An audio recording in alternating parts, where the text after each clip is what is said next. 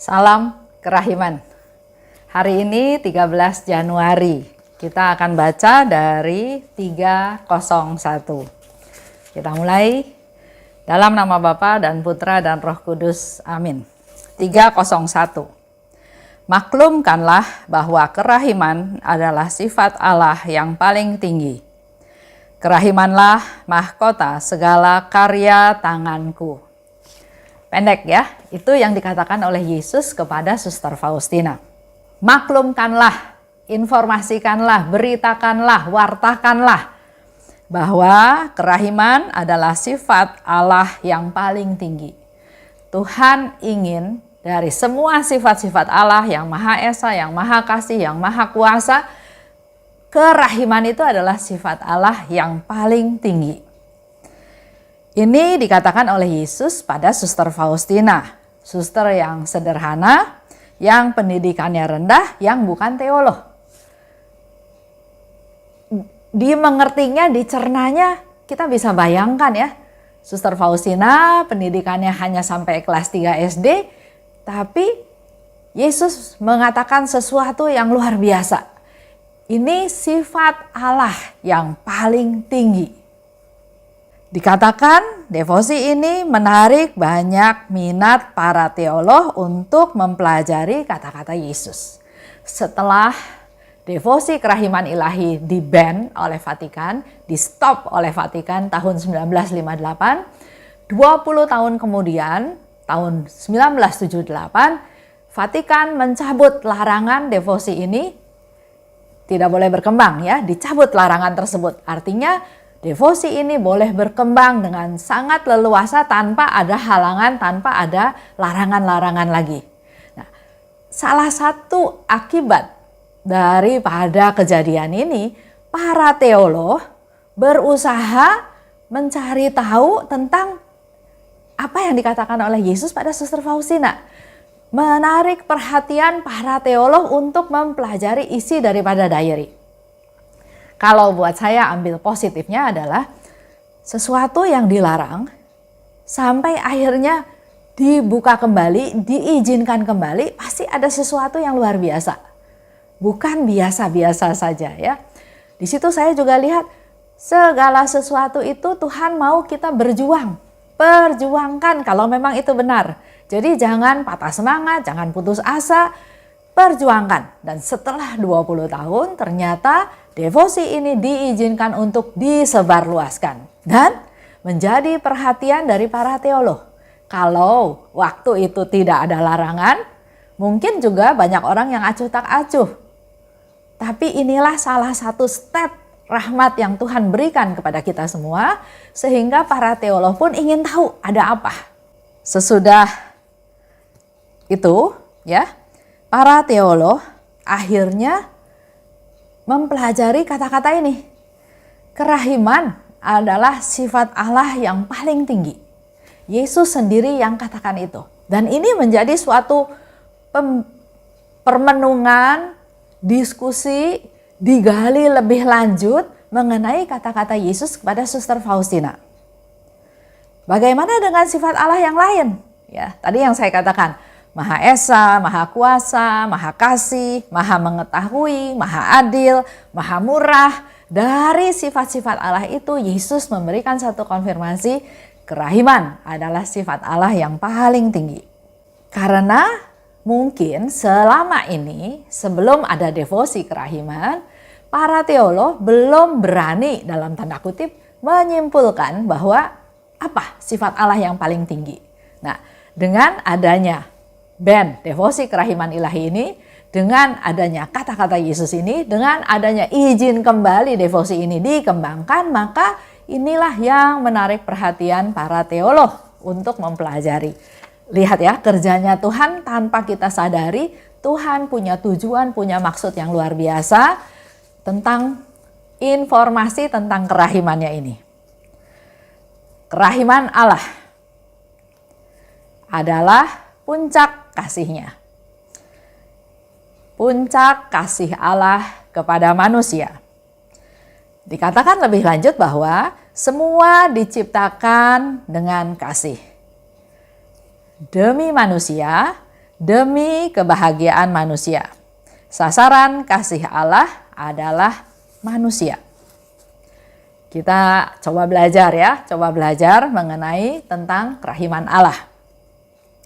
Sasaran kasih Allah tadi sudah disebutkan manusia. Manusia yang paling menyerupai Allah, ya, seperti kita tahu di kitab Kejadian. Manusia dari ciptaan-ciptaan Tuhan adalah yang paling serupa dengan Tuhan, yang paling hebat. Tapi juga manusia ini yang paling rapuh. Dikatakan lebih lanjut bahwa manusia tidak bisa hidup benar kalau tidak diperlakukan dengan penuh belas kasihan. Kita coba gali ya, maksud daripada kerahiman Tuhan ini. Sekali lagi saya katakan, manusia tidak bisa hidup benar kalau tidak diperlakukan dengan penuh belas kasihan. Contoh lah ya, kita sama anak-anak kita. Anak-anak waktu masih kecil nakal, kita tegur, masih nakal, mungkin kita pukul. Tujuannya supaya anak ini sadar, supaya anak ini tahu bahwa itu salah. Itu cara kita mendidik anak dulu waktu kecil ya. Begitu pula dengan kita, kalau kita berdosa, kalau kita bersalah, Tuhan tegur, Tuhan hukum, belum tentu nurut kan? Besok bikin lagi salah yang lain, besok bikin lagi dosa yang lain. Nah, di sini Tuhan mau kasih satu solusi, satu way out di mana manusia nggak bakal bisa hidup benar kalau nggak diperlakukan dengan belas kasihan. Sekarang dibalik, bukan dihukum, bukan disiksa, bukan dipukul, tapi Tuhan melimpahkan belas kasihnya kepada manusia. Supaya secara bertahap, secara step by step manusia yang salah jalan itu mencari atau menuju ke jalan yang benar. Jadi bukan dengan cara dipukul, bukan dengan cara dicambuk, bukan cara dihukum, tapi diberi belas kasih Tuhan. Nah, contoh, Petrus ya, kita semua tahu, dia menyangkal Yesus 3 kali. Kita punya anak buah, terus dia menyangkal. Apa reaksi saya? Marahin? Pecat? Tegur, hukum, tapi kita belajar dari Tuhan Yesus. Walaupun Petrus menyangkal Yesus sampai 3 kali, tapi pandangan mata Yesus kepada Petrus itu pandangan yang penuh belas kasih. Bukan pandangan marah, bukan pandangan ingin menghukum, tapi pandangan penuh belas kasih. Terus contoh lain lagi, perempuan kedapatan berzina. Kaum Farisi membawa perempuan itu kepada Yesus dan mengatakan bahwa orang ini berzina, kedapatan berzina, dan hukumannya adalah dirajam sama batu sampai mati.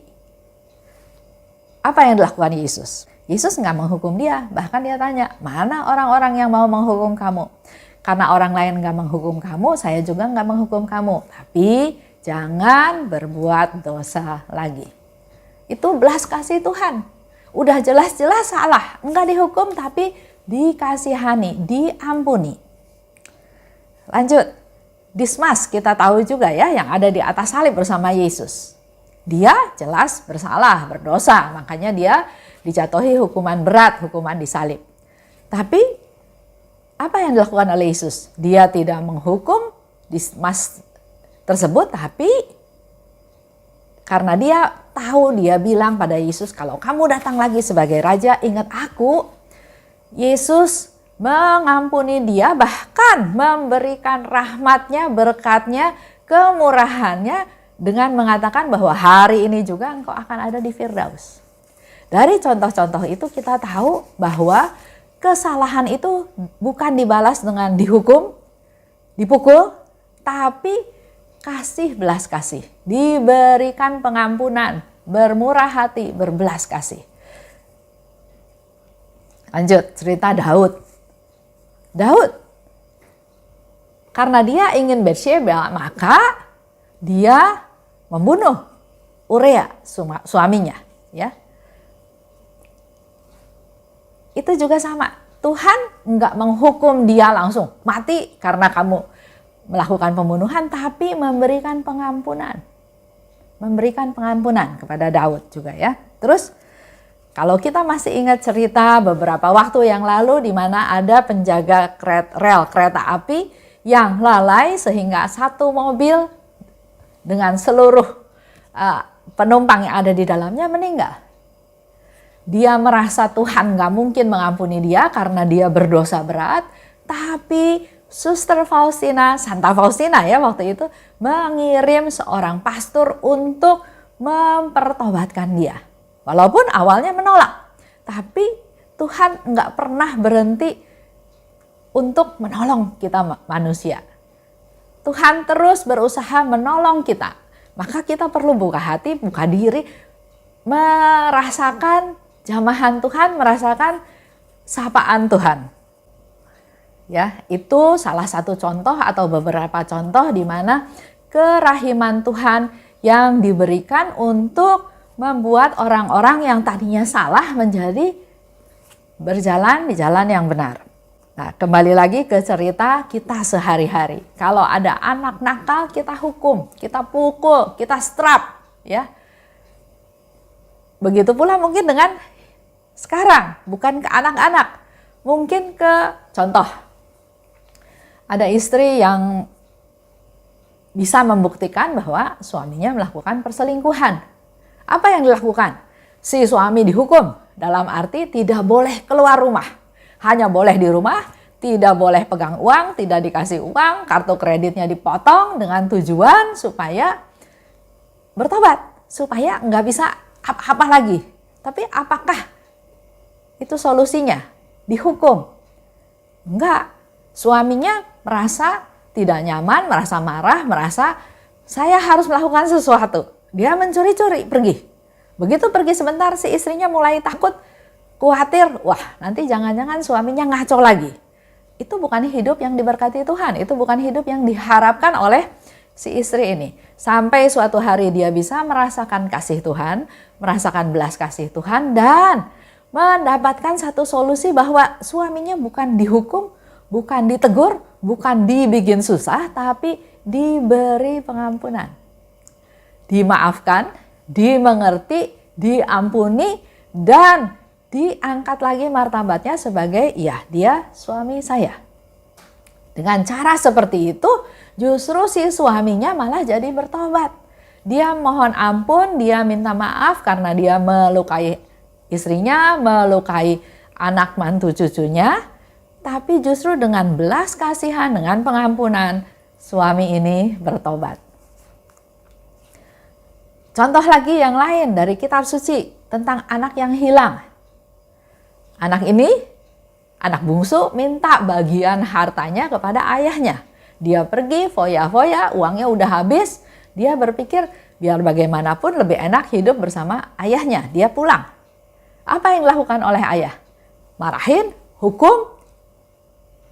Enggak ya, malah ayahnya memberi jubah, memberi kasut, sepatu, memberi cincin, mengangkat kembali martabatnya, dan tidak sama sekali tidak menegur tentang kesalahan si anak. Memberi, dan memberi. Itulah kerahiman Tuhan. Kerahimanlah mahkota segala karya tanganku. Yesus memberi lagi satu konfirmasi bahwa segala karya tanganku itu semuanya puncaknya dimahkotai oleh kerahiman Tuhan. Justru Tuhan melakukan ini itu karena kerahimannya. Kita tahu ya, mahkota itu adalah ada di kepala ya. Kalau raja diberi mahkota menjadi satu konfirmasi bahwa dia raja, dia pemimpin, dia yang berkuasa, dia yang punya jabatan penting. Apapun dimahkotai dengan kerahiman Tuhan. Contoh juga koronka ya. Koronka itu adalah untayan manik-manik kecil yang ditaruh di atas kepala dari orang yang dikasihi ya. Mahkota, hiasan indah. Karya tanganku, dikatakan oleh Yesus, kerahimanlah mahkota segala karya tanganku. Apa aja yang Tuhan Yesus lakukan? Banyak ya. Coba kita Coba ingat-ingat satu-satu. Misalnya karya tangannya Tuhan adalah mengajar, menyembuhkan, menghibur, membuat mukjizat, membangkitkan orang mati, mengampuni. Itu semua yang dilakukan oleh Yesus.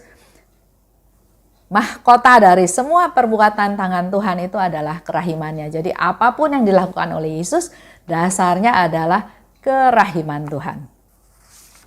Itu aja untuk hari ini, ya. Mari kita sama-sama belajar dari Yesus. Memberikan kerahiman Tuhan. Kita sudah dapat kerahiman Tuhan, kerahiman dari Tuhan, maka yang kita lakukan adalah bukan ego, bukan menghukum, bukan memerintah, bukan mendikte, tapi memberi, memberi dan memberi, ya. Sehingga diharapkan manusia hidup benar dengan kita memperlakukan dia dengan belas kasihan. Kita tutup ya dengan doa. Dalam nama Bapa dan Putra dan Roh Kudus, amin. Allah Bapa yang Maha Baik, sungguh kami bersyukur dan berterima kasih karena pada hari ini kami mendapat konfirmasi yang luar biasa. Bahwa segala karya tangan-Mu Tuhan dimahkotai oleh kerahiman-Mu. Mampukan kami Tuhan dengan tahu contoh-contoh teladan-teladan yang ada dalam Alkitab dan juga apa yang dilakukan oleh Tuhan Yesus. Kami bisa meneladan untuk tidak menghukum, tidak menyusahkan orang, tidak menghakimi, tapi mampukan kami untuk bisa memberi. Memberi dan memberi, itulah yang kami lakukan. Memberi, memberi, dan memberi berdasarkan kerahiman yang sudah Engkau berikan kepada kami. Biarlah kerahiman-Mu semakin dikenal dan kami semua bisa jalan di jalan yang benar karena kerahiman Tuhan. Amin. Dalam nama Bapa dan Putra dan Roh Kudus, amin. Salam kerahiman.